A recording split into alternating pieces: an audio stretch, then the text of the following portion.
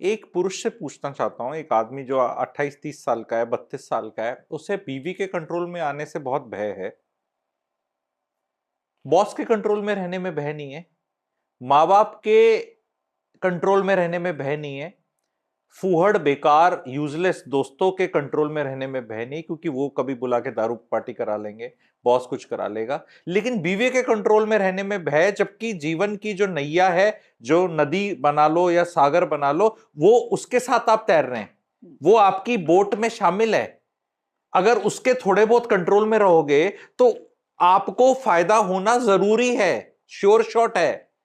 माता पिता के कंट्रोल में रह के जरूरी नहीं है फायदा है। बहुत माता पिता कंट्रोल में करके अपना भला कर लेते, दूसरे सिबलिंग का भला कर देते। मेरे पास तो फैमिली वाली कंसल्टेशन भी बहुत आती है ना, ठीक है, और बैचलर्स ज्यादा आ रहे हैं। लेट मी टेल यू, मैं कंसल्टेंट में अपने आप को मैरिटल का वर्ड लगाया है, but I am consultant for many things. But उसमें बैचलर ज्यादा लोगों क्या वाट लगती है, बिकॉज बैचलर्स सी, आप कितने कंट्रोल में रहेंगे ना, लेट से इतना कंट्रोल में आप रह सकते हैं total. Yes, you are free to decide कि आप किसके में रहेंगे। आपको अपने मन की कोई नहीं करने देगा। देश के कानून के कंट्रोल में तो रहना पड़ता है ना सब। नहीं रहेंगे तो आपको पता है क्या है, जब आप गाड़ी चलाते हैं तो जो रूल रेगुलेशन रोड के हैं उसके कंट्रोल में रहना पड़ेगा। नहीं रहोगे तो चालान कटेगा, एक्सीडेंट होगा। आप जब सोशल स्पेस में घूमते हैं, पब्लिक स्पेस में, एक मर्यादा में कंट्रोल में रहना पड़ेगा ना। ये क्या तकलीफ हो रखी है कि कंट्रोल में रहने में तकलीफ हो रही है? क्यों भाई? एक बीवी की बातें सुनना कंट्रोल में रहना कब से हो गया? बिकॉज सेल्फ एस्टीम इतनी लो है बहुत यंगस्टर्स की, मेन की, उनको ऐसा लग रहा है कि सबके कंट्रोल में रहूंगा, बस तेरे कंट्रोल में नहीं रहूंगा। एक जिद है। और दूसरी क्या है, बीवियों की कसूर और महिलाओं का कसूर क्या है कि उन्हें भी पता नहीं कंट्रोल चाहिए। They are not even saying कि I want to be heard. Why can't because females भी यही, क्योंकि उनकी मम्मियां भी सिखाती कंट्रोल में रखना। ये कंट्रोल वर्ड बहुत ज्यादा मिसयूज्ड है। एक तो कंट्रोल और डिलीट से तो चलता है ये कंप्यूटर के उससे, पर ये उनको ऐसा, महिलाओं का भी दोष है इसमें, क्योंकि भाई तुम ऐसी वाइब्स क्यों दे रही हो कि तुम्हें कंट्रोल करना है? तुम क्यों जानना चाहती हो कि पति क्या कर रहा है? क्योंकि तुम्हें लगता है वो कुछ माता पिता के साथ करके पैसे वैसे दे देगा, तुम्हें फियर है ना। तो तुम ये फियर बोलो ना। तुम इस चीज में क्यों रो रही हो, मुझे क्यों नहीं बता रहे? तुम ये बोलो सीधा सीधा, मैं लालची औरत हूं बहुत बड़ी, और किस चीज का लालच है मुझे कि मेरा तेरा जो गृहस्थी है, जो हमारी बोट है, ये डूबे ना और ये नैया पार हो जाए। और मुझे लग रहा है कि तू इस नैया के चप्पू लगाने की जगह तू दूसरी वाली बोट में उसके चप्पू मार रहा है, और इस तरह तू गिर जाएगा, ठीक है, और ये हमारी बोट कहीं नहीं जा रही। तो बस ये मेरा लालच है कि अब हम बंधन में आ गए, जो मैंने पहले एक्सप्लेन किया था। अब हमारी पतंग बहुत ऊपर उड़ सके, उसके लिए ये डोर पूछ रही है कि भाई हवा किधर है, पीछे ऐसे ऐसे करूं, ढील दूं, क्या दूं हमें? जॉइंट वेंचर में है ना शादी में, तो क्या पार्टनर का काम नहीं है कि तू कहां क्या कमिटमेंट करके आ रहा है? जस्ट इमेजिन कि आप एक कंपनी रन कर रहे हो दो लोगों की, और एक आदमी कुछ भी कर रहा है, कहीं भी कुछ कमिट करके आ रहा है, और दूसरे आदमी को कुछ पता ही नहीं। तो दूसरा पार्टनर, आपका मेल पार्टनर की बात कर लेते हैं, वो कहेगा नहीं क्या इडियट है तू, क्या कर रहा है तू, या तो भाई ये कंपनी डिसॉल्व कर, फिर तुझे जो करना है कर ही लेना फिर। क्योंकि पति के आम्रपाली का फ्लैट लिया ग्रेटर नोएडा में और वो बना नहीं, और वो पैसा 50 लाख फंस गया, तो क्या बीवी नहीं झेलती उसका वो? तो बीवी से पूछ के डाला होता और अब भी फंस गया होता, तो बीवी रोज गाली नहीं दे रही होती। तो it is always better to keep the wife in the picture of everything. उससे आप, जोरू का गुलाम तो वर्ड ऐसा यूज कर रखा है लोगों ने। हाँ, जोरू का गुलाम बनने में क्या दिक्कत है अगर सुख मिल रहा है तो? एंड नहीं, वो मेरे पेरेंट्स बोल देंगे क्यों, पापा गुलाम नहीं है मम्मी के? मम्मी पापा गुलाम नहीं है, आपको पापा भी गुलाम चाहिए और बेटा भी गुलाम चाहिए। उसको आप पति नहीं हो सकता थोड़ा बहुत गुलाम?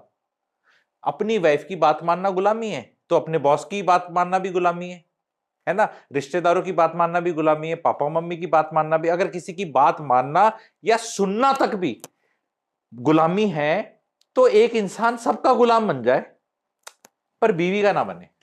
कितना बढ़िया सिस्टम। बिकॉज रीजन क्या है, tell you Shikha ji, everybody knows अगर एक मैन को मिसयूज और यूज करना है ना, तो उसकी वाइफ के दिमाग से बाहर रखना है, क्योंकि wife will always, females have this sin, मेरे बच्चे, मेरा घर, हमारा घर, नेचर ने बनाए ऐसे।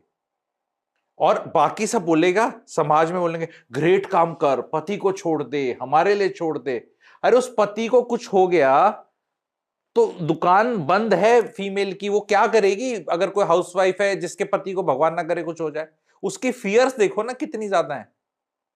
तो आप बोल रहे हो उसका कुछ टेक नहीं होना चाहिए कि where he will go, what he will do, what, बस वो अपना जो, lot of females who are sad and they come, उनको देख के उनसे पूछो पति की तनख्वाह कितना है, पता नहीं।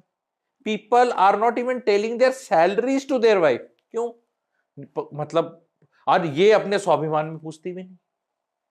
पति ने इन्वेस्टमेंट्स, पता नहीं। तो भी मैडम आपको कुछ पता ही नहीं, तो फिर ये तो कोई मैरिज चल नहीं रही। मतलब पता तो सब होना चाहिए। बिल्कुल। तो सर ये ना बात जो आप कर रहे थे ना, इससे मुझे वही लग रहा था कि जैसे हमने हमेशा से सुना है कि जब हम शादी कर लें तो लाइफ में एक तरह की स्टेबिलिटी सी आ जाती है। फिर मुझे ऐसा लगता है कि जब हमारी शादी हो जाती है ना, बच्चे होते हैं, तो हमारी असली लाइफ शुरू हो जाती है। पहले हम उसकी तैयारी कर रहे होते हैं लाइफ की। तो जो जैसे आपने कहा ना, जो मेल्स का हस्बैंड वाला माइंडसेट है, वहाँ पर कहीं न कहीं हमारी सोसाइटी ने भी ये रोल प्ले कर दिया है कि एक जो फीमेल होती है उसको पूरी छूट है सोसाइटी से।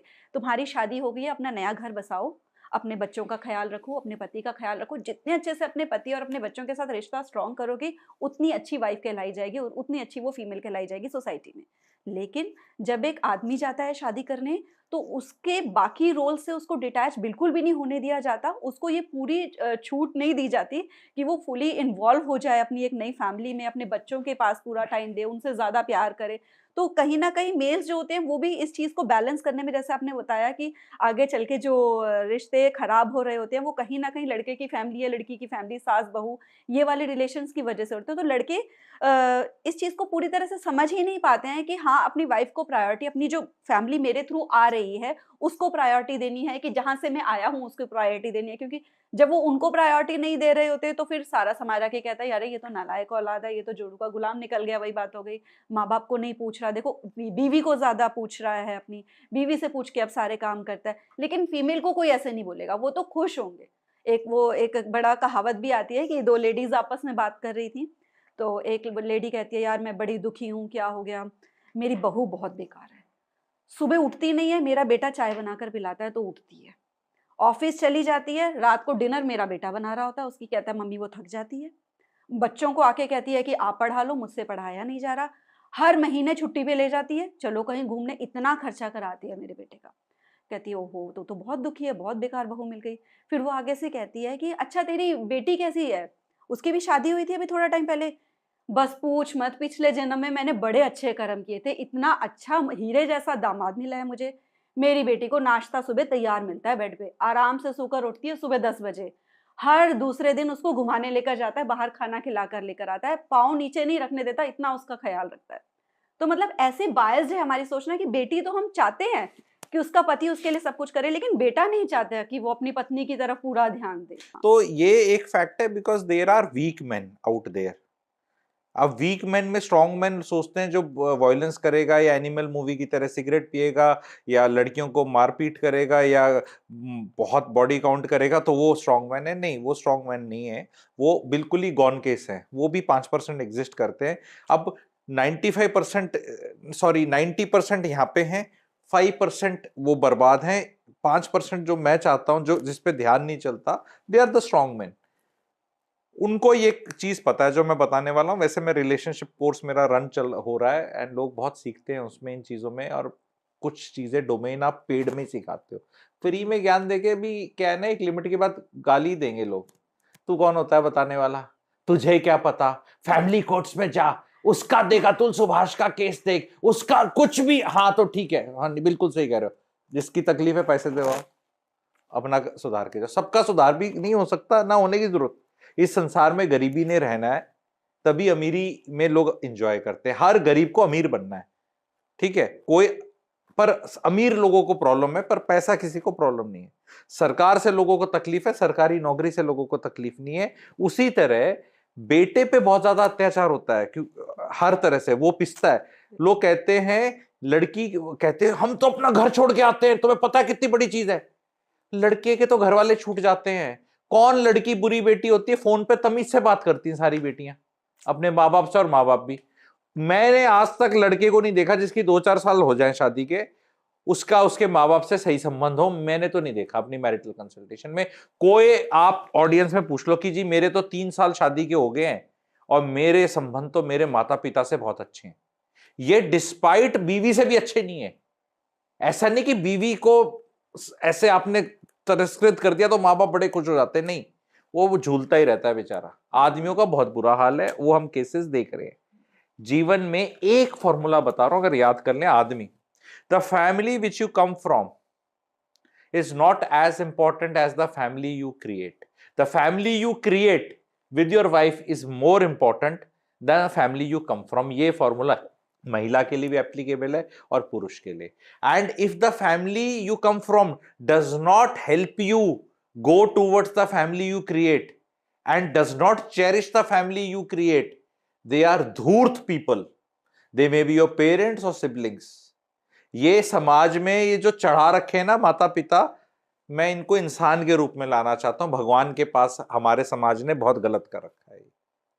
ये सोशल सिक्योरिटी नहीं, गरीब देश में जरूरी था एक स्टेज पे, मैं मानता हूं, पर अब तो मोदी जी हैं, 2025 है, आयुष्मान भारत है, मेडिकल हो रहा है, उस डायरेक्शन में जा रहे हैं। अब पेरेंट्स को नहीं लटकना। Parents are causing more misery in the life of the kids than kids are causing in the life of parents। ये जीवन का सत्य है आज का। और एक ये फॉर्मूला बस सीख लें, इसमें सब खत्म। Anything coming out of the mouth of your parent, चाहे लड़की का पेरेंट है चाहे लड़के का पेरेंट है, उसको एक ही टेस्ट करना है कि ये मुझे मेरी जो फैमिली मैंने क्रिएट करी है उसके पास ले जा रहा है, उसको चेरिश कर रहा है, या उससे दूर ले जा रहा है। अगर दूर ले जा रहा है तो वो काम खत्म। आप, क्योंकि रूल मैंने बता दिया है, अगर समाज को अपना अलाइन करना, सी कोई भी मशीन, कोई भी जहाज, कोई भी चीज एसओपी प्रोसीजर रूल के हिसाब से चलेगा। ऐसे ही नहीं कुछ चल जाएगा कि आटा गूंथते हैं फिर उसको रोटी बनती, कोई तो प्रोसीजर होता है ना, है कि फिर खाना बनता है, फिर ऐसे खाते हैं, फिर कुछ सिस्टम है ना। जीवन किसी नियम से चलता है ना। तो नियम नंबर 1 क्या है? The family which we create is more important than the family which we come from. इस मैंने ये नहीं बोला उसको जो वी कम फ्रॉम को आप चूल्हे में दे दो, डस्टबिन में डाल दो। मैंने सिर्फ इंपॉर्टेंस बताई है कि मेरी जो फैमिली मैंने क्रिएट करी is more important. Now my जो बच्चों की फैमिली, बच्चे भी बड़े होंगे, आपके बच्चे बड़े, सब किसी के बच्चे बड़े होंगे, वो शादी करेंगे, तो ये रूल मुझे एज ए फादर भी पता होना चाहिए, एज ए सन भी पता होना चाहिए।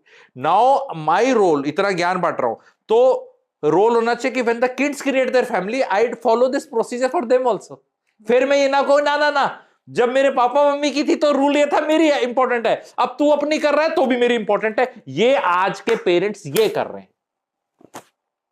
चिट भी मेरी पट भी मेरी। वो आप बूढ़े हो चुके हैं, आपको पूछा जाएगा, बैठ जाए शांति से, कोई बात नहीं, नहीं इनकी इंपॉर्टेंस है आपकी। पर पॉलिटिक्स में भी तो मार्गदर्शक मंडल आता है ना एक, है ना। आप बहुत बड़े नेता थे तो हमेशा बड़े नेता थोड़ा रहोगे, फिर कोई आएगा, उसके बाद कोई आएगा। तो ये सबसे बड़ी इश्यूज हैं।